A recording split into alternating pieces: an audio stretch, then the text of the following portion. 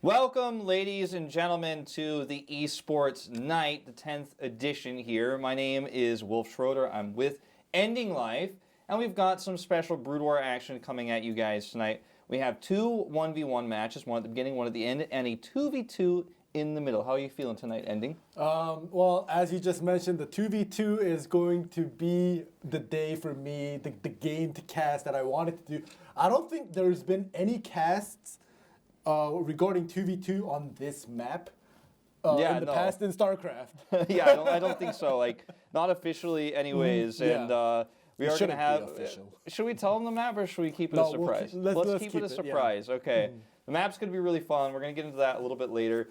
We have a lot of legends playing this evening. Obviously, Flash is one of the bigger names playing. Yep. We have Best playing as well. Queen, the recent ASL champion, is playing. So a big list of players. We'll get more into that later. Stork is playing as well. Yep. But it's going to be a really exciting night of StarCraft Brood War. I haven't commentated StarCraft in quite some time, so I'm pretty excited to get into this a little bit and have some fun with you on this show. And I do want to say for those at home watching, do get the word out about this tournament, because I don't know if there's, in the global side of things, there have been that many announcements about it. This tournament, to also give you guys a little bit of extra details, is taking place in beautiful, dynamic Busan. Yeah. Great city, beautiful city here in Korea. If you get a chance to visit Korea, definitely check out Busan. But it's happening in Busan. We, the casters, the English casters, are still in Seoul, so we're not live on site. But the event is taking place there. So that's why you're going to see kind of, it shoots over to us a little bit, and then it shoots back over to the live studio. It definitely is, and I'm kind of glad in a way that we're here instead of Busan because of the COVID pandemics. But seems like we are onto the overview. Yeah, here's the overview. Of course, we do have our first round is a 1v1, and it's going to be a best of 3. Then we're going to have one game of 2v2. That's our second round. Yep. And then, of course, our third match will be another 1v1. The players we have here, as I mentioned before, Flash, Stork, Queen, and Best. All 4 players will be playing in the 2v2, and then we'll have our first match is going to be a PvP between Stork and Best, and then the final match will be between Flash and Queen. You can see the prizes below as well. Those are individually for each round. So winner of round 1, 3 million, then 2 million for the 2v2, and then 3 million 4 again. million. Or 4 million, sorry, excuse me. Yeah, so like you said, like each round, so we're gonna get to see all 3 series instead of, this is not a team game where, if one team wins the first 2, we don't get to see it. But yeah, we do have the entry and the maps for you guys. Yeah, and so, since we weren't gonna say what the map was, it does say what the 2v2 map is, but because it's in Korean, not everyone can read this, so we're just gonna, only Korean speakers will know. And then we'll keep it a secret. But for both the 1v1s, we're going Shakura's Temple, Polyploid, and then Circuit Breakers, that order. Yeah, for both round 1 and 3, and this is going to be interesting because the matchup for, game number 1, it's going to be Stork versus Best, which is going to be a PvP, and personally, I don't like playing or watching PvPs, but this is the lineup and this is the setup, so yeah, we'll get into that very soon. Yeah, this is a really cool studio setup we have as well with all 4 players. That is. Obviously, you mentioned the PvP will be the first matchup, but both Flash and Queen can get ready for the 2v2 and the next matchup. For all we know, Flash could be streaming right now, They had the camera, they're like, you know what, I'm just going to turn on my stream. Well, it looks like we're going to introduce all 4 players actually before we get straight into the 1v1. So we had Flash, here's Stork, of course, very famous player in his own time. Queen, aka Zero, and then Best will be the 4th player. It's crazy to me to cast these players after, casting all of them in StarCraft 1, but also some of them in StarCraft 2. I think I actually cast everyone except Zero in StarCraft 2, because all the 3 of the other players had a pretty decent career in StarCraft 2 before going back to Brood War when Remastered came out. Yeah, definitely, and I'm very interested to see, because Stork, I know he loves going carriers regardless of who he's going up against. So, we'll see if he still has it in him to, go carriers on a PvP, or, maybe Best knows that he might just, cheese rush something. So, it's gonna be fun. The only reason I said I did dislike the PvP is because if you go like, the traditional build, the build order, Dragoons, Zealous Dragoons, like, moving all the Reaver drops, like, it really becomes really dull in the middle part of the game. So we'll see how this plays out there. Yep, looks like the players are ready. Gotta love the classic Brood War countdown screen. As we head to it, Best's got his white clan tag there at the end. So we're heading into Shakura's Temple as our first map. We have vertical spawns here. Ooh. And, you know, you guys could see the colors of where the spawn locations are. It is a PvP. Yeah. Stork blue, Best red, if I read that correctly. No, you did it exactly the opposite. Oh, I messed it up. Best is blue at 1 o'clock. Stork is red. I'm fired. It's over. It's fine. It's fine. Stork is at 5 o'clock, so we'll see how this happens. Yeah, so you're not a big PvP fan. I actually really like PvP because, I mean, I used to be a Terran player in StarCraft 1, but after StarCraft 2, I played Pross, and then I kind of became addicted to how easy the race is to play. And especially with Brood War, when you go back to it, it's really hard. And Pross, I feel like is the easiest race to pick up and learn. Like, I almost feel like it's a factual thing. It's not even an opinion at this point. It's very simple race to learn. But I really like in PvP, every unit is strong, and so you have, like, you know, with Dragoon Micro, Zealot Micro, for example, if you had to proxy, we'd be going in this case. Every decision you make, even on the smallest scale, can actually make a huge impact in a fight, whether it's microing your Reaver incorrectly and losing it, or your shuttle, or, you know, one of your Dragoons you try to pull back, get stuck behind other Dragoons, and then you lose that Dragoon and the other Dragoon that's bumping into it. I find that that's really fun to me. It's a very micro-intensive matchup, and every unit is extremely powerful.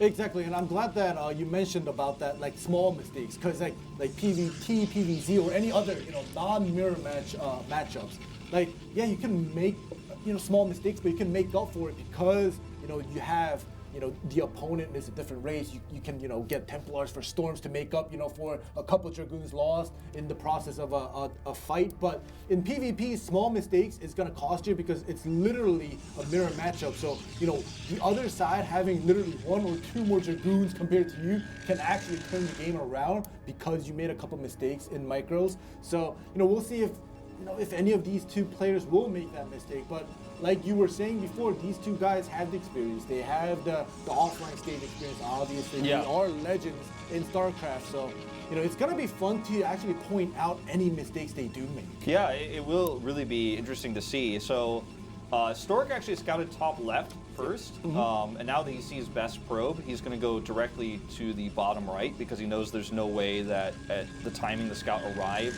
that reasonably, Best is scouting bottom right. There's no way that the probe could have arrived from cross spawn, so that's why he's going directly across counter now. Best is to go ahead and scout a little probe harassment. It's pretty standard openings here, no proxies, nothing crazy. Nope. And once the first Dragoons get out here, probes are pushed away. That's when we're going to get a better idea of what the opening is here. Obviously, the scout here on the Dragoon range is important because if you're doing some crazy rush, you know, players might skip that, but usually you don't. It's, and it can be canceled, obviously, but you want to verify that if you can, and they both do before the Dragoons come out. Yeah, so like you were saying, it's a very, very standard old school opening when you're going up against a PvP, right, in a mirror match. Say we're not seeing any proxies or cheese. So this is one of the reasons why, I'm going to point it out again, why I don't like watching PvPs if both the Protoss players are going the standard build with the Dragoons into the range upgrades, and then they're going to pull out the second Dragoon and make a second gateway, you know, yada yada, like you guys know if you guys obviously been playing. And, you know, we'll see if anything different will happen. We might just get a Dragoon into a Reaver right away. Yeah, it looks like it's going to be Reaver openings on both sides. Probe here just going to verify a second Dragoon. I also wanted to see if they were both going to move across the map, because neither player obviously knows it's going to be a robo. You know, there are some builds where you hide a second gateway and you come across the map with like 3 Dragoons suddenly, and then things get really nasty. So I just wanted to confirm the Dragoon count where the Dragoons were. Yep. And everything is pretty standard at the moment. And you know, you talked about not really liking this matchup because it can be very volatile. You can just lose the game suddenly. It does feel like there's, you know, obviously both players make the same units. But what's your take on Reaver Micro? Because that's actually I think nobody really likes Reaver Microing in-game, but I think watching it can be quite fun. Oh, it's hilarious. With the Scarab literally just twitching all over, like between like probes because they can't decide on which one to explode on, and then it all of a sudden just vanishes. Yeah, there's a dud. It's a dud. It just doesn't go off. Yeah, that happens. It's a Kmart scarab, unfortunately, right? It's a cheap version, and it literally just vanishes. You got to refund that one, but. Yeah, like Reaver Micros, obviously it is one of the things that is very important, especially on a PvP, to get your workers, to get your opponent's workers down in numbers. So obviously we're going to see that going into this matchup because both of them are going to that or going with that standard build. So I'm just excited to see any of those scarab twitches, or if there are any that will be coming out. Here we go with the shuttle coming out already. Well, yeah, something else to talk about too, I suppose, as to why both players are very likely doing the same build here: Gate, Robo, and second Gate Expand. And we see obviously a faster Nexus here for Best. The spawn locations make it really easy for a shuttle to actually drop either location. So if you're trying to walk across the map, even though the distance is not that long, the shuttle is going to close that distance way faster, so you're almost required in these spawning locations to go for the fast shuttle, or at least keep your Dragoons at home. And if you do that, then you can't pressure on the map, so it just ends up being the best option for both players in this case. Faster Observer here across the map for Best, though, whereas the shuttle you can see is out and now seen on Stork's side of the map, so he has the faster Reaver in the shuttle. Well, with Best having that information gathered, I think he might want to just, you saw Best kind of come out and then pull back because he knows that he wants to try to snipe down the shuttle before, because he saw Stork already coming through with the shuttle, so he doesn't want anything to go down, especially in his actually main base should be his main defense right now with a couple of Dragoons, but maybe he wants to cut it off before it goes in. He wants to, I mean, this timing is perfect for Stork because he actually forces the Nexus to finish. Boom. That's a big one. The Reaver is actually, the Reaver of Best is kind of trapped up on the high ground here. Oh my goodness, this is already basically GG here, unfortunately. I don't want to call it out too fast, but like you were saying, this is why. It's like, oh my god, now the drone's going to come in, the Reaver. So, you pointed out a good point where, Best Reaver was on top of the ramp. Yeah, like the high ground is great, but if your Reaver's stuck and your Dragoons are blocking its way and it can't attack, then it's bad. Yeah, and unfortunately, like in this case, like he decided to keep the Nexus. I mean, there's the GG. The Nexus coming up, obviously for Best, I thought Stork was going to expand as well, but he skipped Observer, so he had the faster Reaver, he didn't make a Nexus, and he just had the sense that Best was going to expand, so he goes in for the faster attack, and sometimes in an ironic way, like Observer first isn't safer. It gives you information, but it doesn't. Sometimes what you see is what you can't stop, right? In this case, the Observer sees the Reaver, and he had to make a tough choice. Does he cancel the Nexus? That's why the timing is so perfect, because the Nexus is finishing as he arrives there. If you let it finish and then lose it, then you're extremely behind. So you have to fight for it.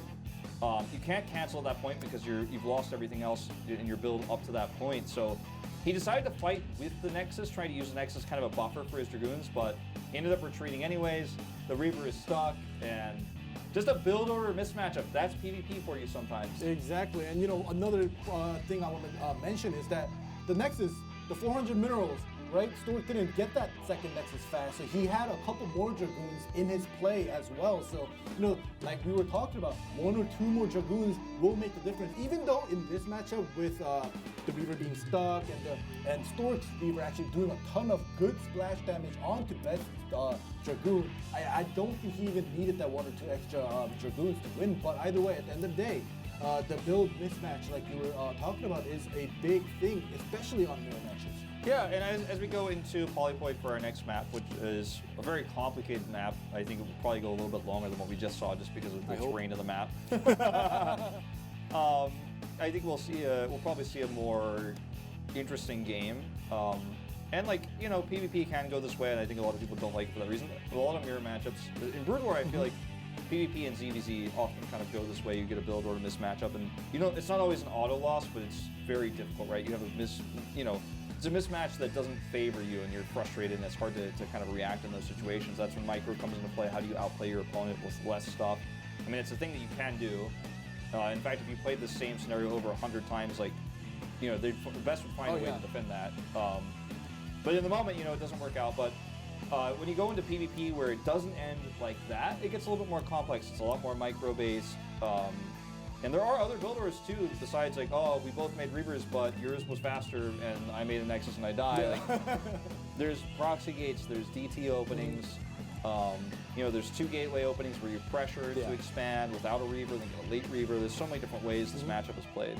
Yeah, and like, a couple of ways that you were talking about, like where a PvP can go a little bit different is, like if they meet in the middle instead of, one pressuring the other in front of their expansion, or they just don't fight, right? Like they don't fight until when you're solo queuing or playing with your friends, like, oh, no rush 10 minutes, no rush 5 minutes, right? Like if literally the pro players sometimes they decide not to pressure each other and like they don't fight for like 5 to 10 minutes, then they have a couple units to defend their base as well as some Reaver drops as well. So like when PvP prolongs for at least 5 to 10 minutes, then it kind of does get interesting because we do see some DTs, maybe some Templars or Reaver drops as well, just for the expansion parts. But when you get a pressure like this, where you saw in game number 1, where one is literally just stomping over the other because of the build order, the other person, the loser, got that fast expansion, which they're going to be lacking in 400 minerals. It's going to make a huge difference, especially on PvP in the first, the early games. So. Yeah, no, it does. I mean, the early game is where those sorts of small differences are bigger, right? Like I was talking about before, every unit is so strong. Yeah. You have the Reaver first. The other Reaver can't shoot because it's stuck on the ramp. Yeah. So that Reaver's doing insane splash damage. You can't win the fight with slightly less Dragoons as well. In that situation very easily without, canceling your Nexus, maybe going to the high ground or fanning your Dragoons out better, or making a more decisive move. Yeah. It's like I said, it's not unwinnable. Just because you lose, you make a small mistake in like a chess game and lose your bishop early and you're down that piece in the early part of chess, you can still come back. It is possible, right? But a lot of people will resign, right? Yeah. After losing the first piece, if it's lost in a mistake or something like that. But yeah, I mean, in the late game, if we go to it, you can see Psystorm drops. You can see all sorts of stuff. We're not here just to, tell you guys about how PvP works, but it was something you and I were talking about because of how much you dislike it before the show started. So. I was like, oh my god, why is it a PvP from game number 1, right? And then you're like, oh, I kind of like PvP. I was like, not gonna cast with you ever again. We're going right into game number 2 now, though, between Stork and Best here. As we head into it, cross spawns as well this time here on Polypoid. So I think we're gonna see a better, more interactive, longer Protoss versus Protoss here. I hope so, because as long as the outcome of this game isn't very similar to game number 1, I will be satisfied as someone who dislikes PvP, right? Yeah. Like I want to see some fights with like both of the sides kind of maxing out or possibly getting close to maxing out in units and supplies. Like then it gets kind of interesting because like each players, even though it is a mirror PvP match, they have their preferences, right? Like of what they want to go. Like I said, like Stork, sometimes back in the day, like he would just carrier all the time. Like it doesn't matter who he's going up against. Yeah. He would try to carrier, and when he gets the carrier arbiter, like he would win. Carrier storm, like he would win. But like like now, it's not back in the days anymore, right? Sure. So we'll see what happens here. But like I mean, Stork was playing a lot of carrier PvT in his last few televised matches. The ASL is still going on. There's still a lot of Brood War pro games, but he's not. This is not Stork's Dragon era. We're not at that stage at this moment. He's kind of like the Elder Dragon now. He's kind of old now. He's sitting there in the bag as a legend. And he does give a large buff to viewership. Oh yeah, definitely does. I will say that in terms of best play, when I commentated him, he was usually the aggressor actually. So in this case, like it's kind of ironic I say that because he played the more defensive, more Nexus-oriented, expansion-based build, and got punished for it at vertical spawns. So scouts coming out now. And it looks like we're just going to see the vertical scouts first. Yep. And because, they're both going to see empty, they should both find their response on the next scout. No one's going to go cross with no other information because that's just not how math works. Definitely not. But I just got a glimpse of both of the sides, and we're going to see another standard build coming out on a PvP. I guess nothing cheesy coming from both sides. We're going to see that Dragoon into the Reaver probably here. Yeah, it's just too hard on a 4-player map, which is kind of the standard nowadays in Brewer. There were a lot of 1v1 maps back in the day. Everyone who played, like on Icy Cup and Fish, like knows about Destination, or Desti as it was always called, like when in my Battle.net channels. I'm a Pythons guy. You're a Python? Yeah, I'm a Python guy. I like Fighting Spirit. Okay, Fighting Spirit's okay. Like I don't know. Like I started with Lost Temple into Python, so I was like, yeah, like the standard original 4v4 maps were my things, but nowadays it's just too hard. Everybody's too good. Everyone is really good. Yeah. I tell you what. There's no dudes. Playing on when the first remastered matchmaking came out, I thought like, oh, finally I'll find someone of my skill level, right? Because matchmaking worked. Before you just had to like join a game and like you spam games, and then like you kept joining lobbies, and like that guy is like, he's like, D+ only you join, but he doesn't like your elo, or he doesn't like your username, so he just kicks you. Or you like pick Zerg, and he's like, and he just like kicks you out. It was pretty terrible. We actually have matchmaking now, but as it turns out, like everyone's better than me no matter what. It feels like. That's how it is for me too. So now I just watch the games and enjoy it. So look at this though. There's a little hidden probe out here for Stork. May just be a delayed scout he's going to try to go for, but he also could hide something here. Dragoon does not check far enough to actually identify that. So interesting, and also extremely fast Nexus here for best. Actually, even faster than the previous game. Stork's probe looks like it is just going to be for that delayed scout. Well, I say that. Well, I want to see a proxy robotics and get a fast Reaver drop right from 3 o'clock right up into Beth's base. That could be. But this Stork builder. I think the build lines up for that. It's too late, right? I think he just wants to see if there's a Nexus, but I think the Dragoon should deny it. It's going to be close. Look, he's going to check. Okay. Yeah, there we go. And we'll get a vision check he probably. Definitely assume, but yeah, assumptions in StarCraft is really bad, so. I don't think he got to see that. I think it was just out of range. Yeah, he didn't. He definitely didn't get to see it. But here we go. This time around, Stork is also going that double Nexus here in front for his expansion. And, like PvP early game, like playing it a little bit slow like this, the way they are doing right now, I like it better because at the end of the middle and the end of the game gets more interesting. Whereas when you see a fast ending like we did in game number 1, it's kind of like, that wasn't really interesting at all. So like in game number 2, I like the way this is going right now. Yeah, I mean this is a more developed game where both players are taking a somewhat of a risk to be able to make the Nexus, but at the same time, it's cross spawns. They both identified that. Stork even attempted to see if the Nexus was up, and based on the Dragoon positioning, he can't know for sure, but it feels like, okay, it would be crazy if Best is doing anything else at cross spawns. Yeah. Remember last map, we had on Shakuris, the vertical spawns allowing for like faster Reavers to be flown across if someone did try to do an aggressive push, and you defend it, top of your ramp, and you drop, kill a bunch of probes.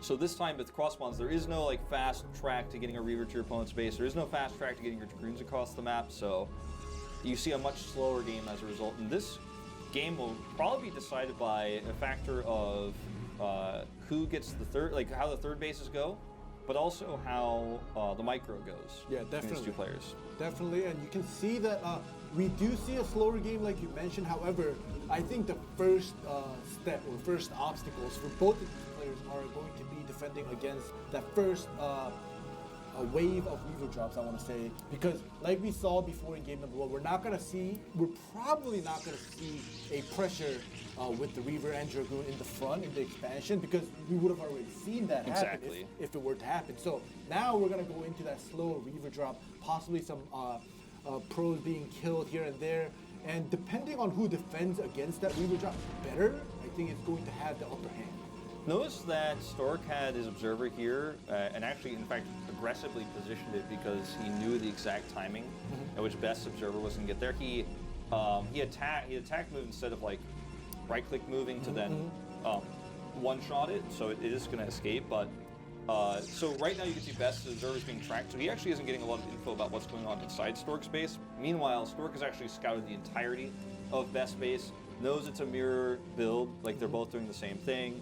So right now, vision-wise, huge advantage to Stork. And what he knows doesn't give him a huge hint of like, I could beat him right now or anything like that. But the information he gleaned makes him know that he's safe. And it looks like he's even going to push out the second Reaper to try to maybe take this mineral base here. Yeah. Meanwhile, Best is trying to get aggressive. Yeah, you can see Best's shuttle swaying away from his Dragoons, but yeah, Stork is prep for that. He's got pylons to see. He's got the pylons, he's gonna see it, but you have to know, Dragoons are all in front of his expansion. He does get the information. We'll see if Stork reacts to this right away, and he doesn't. He's a little bit slow, late, so yeah. We'll see if this Reaver can get some. Probes are being pulled. He's still gonna lose a few here for sure. Yeah. Zealots first. You know what? He didn't. Yeah, he actually didn't really lose a whole lot there. And at the front, he's in totally good shape. He did lose the 2 probes that were gathering the gas, but it's not a big deal here, obviously. So, yeah, he shook up Stork a little bit, but it's not going to be a big deal where he's like, all right, it's GG again, right? Yeah, no, for sure. He defended pretty well. He bruised the Dragoons of Best at the front of the base. He lost some mining time, and he doesn't have any sort of counter pressure of his own because he went for a second Reaver instead of shuttle. Yep. So he took a more defensive posture because he was probably planning on taking that third base we were talking about. Yep. But now he's actually moving across the map with his own shuttle, and he knows the Dragoons are, you can't see the health bars because it's a Brugor, but the Dragoons are pretty heavily damaged, right? He knows that, so he's actually thinking he could take a pretty direct engagement right at the front here. The risk, though, is that Best could drop again in his base, but he's not. So this is actually a really favorable position for Stork, who also can now start to put some pressure on in the main base. Yeah, and Best has no idea at 12 o'clock with the shuttle coming through, but he's just assuming that he's going to get a drop here. So all the Dragoons are up there, obviously, nicely planned, and now we have that frontal fight going on here. Ooh, huge Reaver hits here, though, ending. This is looking really bad for Best. Look at the Zealots as well, tanking the Reaver shots of Best. Like, he actually didn't really get much done there. Okay, this is not what he wants, though. That was Stork is gonna pull back. Yeah, he was looking elsewhere, I think, at that moment. Yeah, but if Stork did get that double Reaver drop into Best's base, I think that would have been huge. I think it was a good call and good movement, good micro decision for Best to pull some Dragoons back. He actually also doesn't have vision up here ending too of where these Reavers are, so that's why he walked into those shots, because even though the Reavers would be that far forward, he's going to try to cut around the bottom here and maybe take like that concave advantage, but it doesn't end up happening. I feel like consistently throughout this map, Stork has always had the better vision. He had the vision of the shuttles. His observers are in better places. He's picked off Best observers. Best didn't have the observer on the high ground there for the Reaver shots. And even though this is not a game-ending advantage that Stork gleaned from this, he has control of the map, which means he's not even necessarily forced to take the mineral-only base if he wants to expand next. He could potentially even take a gas base here, which would put him massively ahead. He can't do it yet. He doesn't feel comfortable yet, but he's getting to that point. With his control of the map. It definitely is, but this time Best has the upper hand with the higher ground, but the Reaver drop will pull him back, and this fight could have gone Best's way if he had the other Dragoons up there with them, but he only had a couple up there, so now he's going to get pushed back here. Double Reaver from Stork is actually working really hard, getting some good shots. Yeah, the Stork's Dragoons are bunched up a lot here. They are taking a ton of damage, so it looked like an amazing fight for Stork. It ended up being good. Could have been better for sure, but Best is just running out of steam here. He doesn't have anything left to tank for these Reavers anymore. He is going to pick up and get out with some of these. It looks like he's going to try to trade. I think hits those as well. I believe he actually got a hit off one of those. But I mean, he's pretty much dead here now. Like, there's just not enough. Definitely not, and we do still have the 2 Reavers from Best. Now one goes down, and that's basically about it. The Zealots will take damage from the double Reavers from Stork. This is seeming like Stork's Reaver control was a little bit better. Yeah, he had the better positioning. The Reaver positioning for him allowed him to get those shots off, and he hit Dragoons like 3 times before Best Reavers even fired once, because they were at a safer, you could argue, position towards the back, but they lose a lot of damage, and probes are going to die. 12 kills, 11 kills on the 2 Reavers. He doesn't even have to target probes, because there's like nothing to defend here. This game is probably just going to end with a GG, and the series will end with it. Did have one little dud there. Yeah, I saw that. I was like, oh, is it coming out? The BTs do come out, but will the BTs... He has an observer. Yeah, he has a Wilden as well, and he's just going for the close. He will actually survive this. Yeah. Well, probably. Well, nope. Did he pick it up? Oh, GG. I was gonna say he's gonna survive, but he's so behind, it doesn't matter. He types out anyways. Yeah. Well, like, this is what happens. Like, to be honest, like, when the first wave at the middle fight happened, the high grounds, right? When I pointed out where Best had his Dragoons and Zealots divided, when he had the control of high grounds, I think he should have taken it's not even a huge risk, he should have taken a small risk of just putting all the Dragoons up there with the Zealots to defend the high grounds, but he had them separated where Stork noticed that and he literally sent everything that he had to take control of the high ground, and then he ended up winning with the Reaver control like you were talking about, and I think that was a turning point where Best literally had to just keep falling back little by little, and eventually it was in front of his face. Yeah, and the control of the map that Stork had throughout the entirety of that game allowed him to take those high ground positions. He allowed him to place his Reavers at the front like that, which allowed him to get those volleys off on the Dragoons. If you don't have control of the map and you put your Reavers at the front like that, they might get picked off, or they might get hit by a Scarab, lose half their health. You know, you can fall into really bad positions, or rather bad situations. So that's the end of that series. And we'll be jumping to round 2 after a short break, but that short break is probably just going to be us on camera. Actually, we might be going. We are going to a real break. A very short break. Yeah.